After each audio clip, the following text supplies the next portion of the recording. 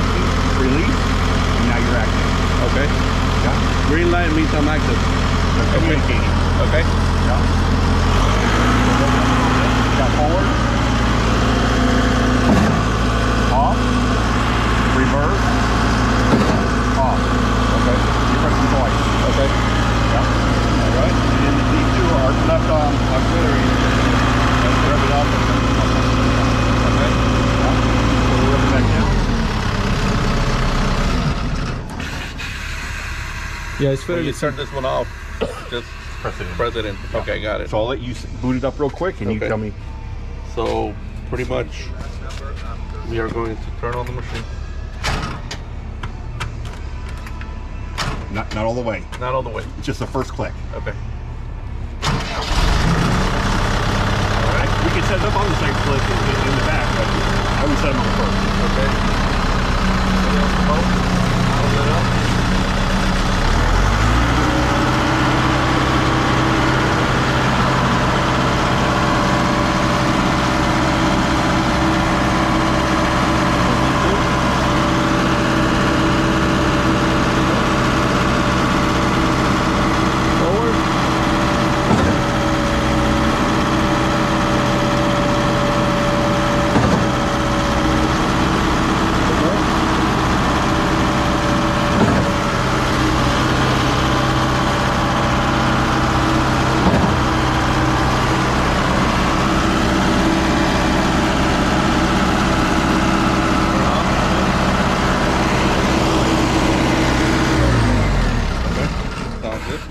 Press it in and it turns it off. Turns it off. Okay.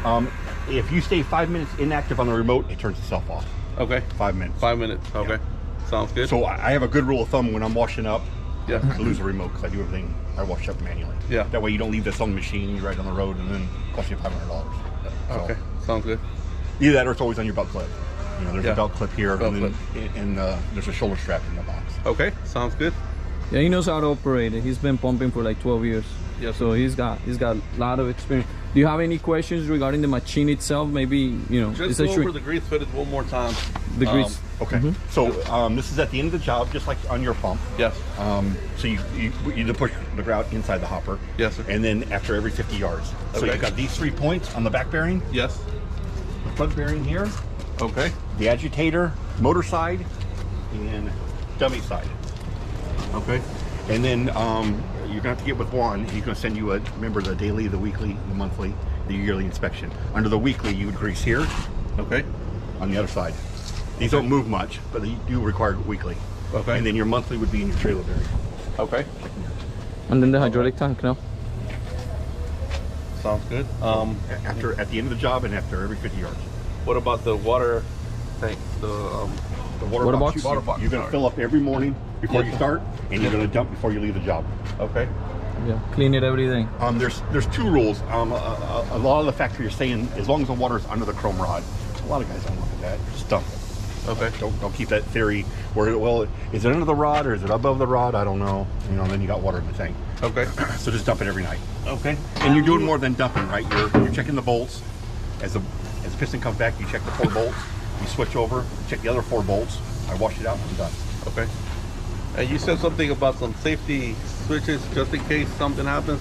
Right. These, So there's three stops, right? There's one here at the water box, 2 above you on the passenger side, and then on the driver's side, operator side.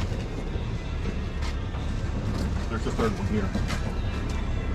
And So in case you're changing like piston cups or something, that's why that emergency one is in there. Okay. And then your volume control. So what is this valve here? so that turns the gauges off. Okay. So if you had a catastrophic event, Okay. gauge blew off the top, whatever, you can screw it off real Screw it quick. up. Okay. And shut the flow going off to it. And the volume control is that one right there.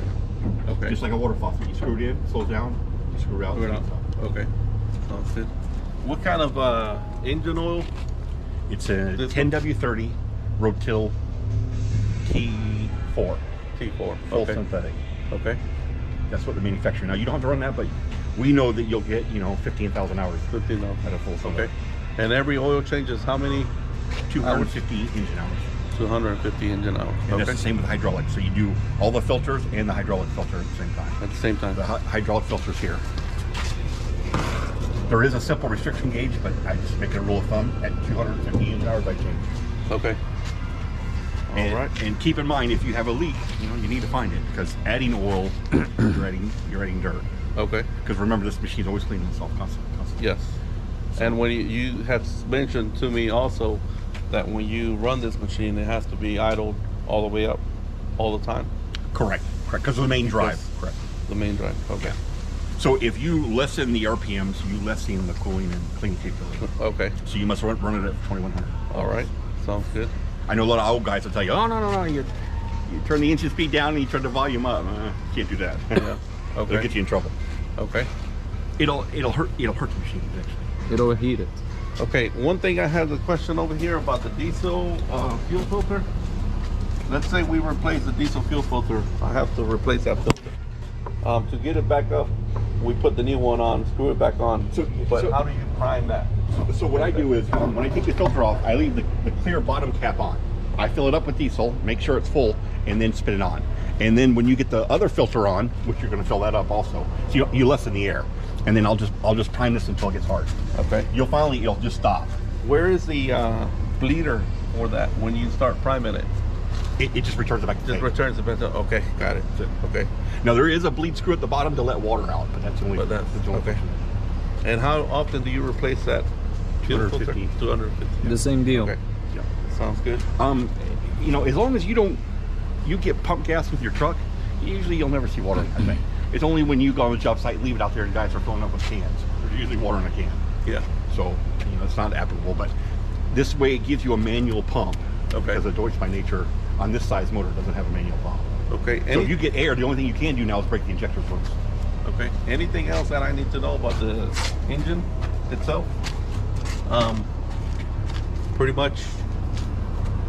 These are the fuses for For the main hub, okay. and then the other one is for the safety solenoid.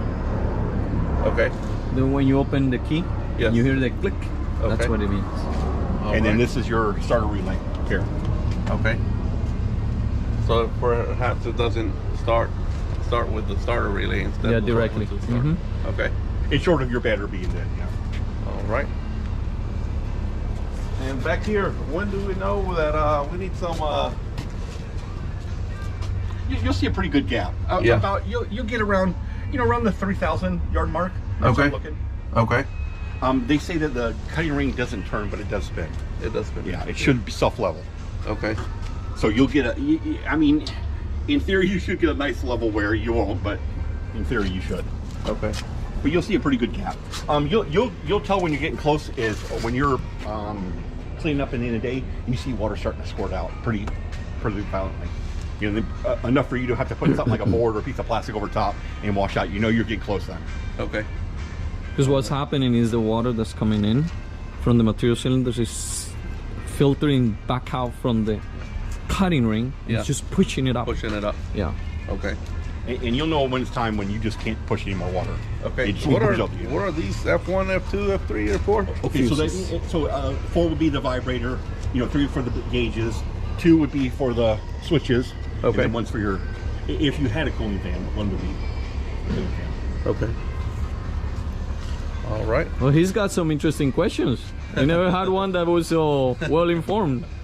This is the agitator, correct? Correct. That's right. Yeah. Okay. And it's on a manual lever. The only thing that turns that off would be your hopper grate.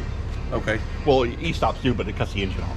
Okay. The hopper grate, if you lift it up, it'll cut the pump forward and the agitator off. Okay. Won't kill the Sounds machine. All right. It's redesigned because of the water pump. If you had a water pump, you lifted the grate, the machine would turn off, you couldn't use the water pump anymore. So Harold, if the engine overheats, what will he hear or what will he notice when the engine overheats? First of all, the light will go off for the water. It means you're low water.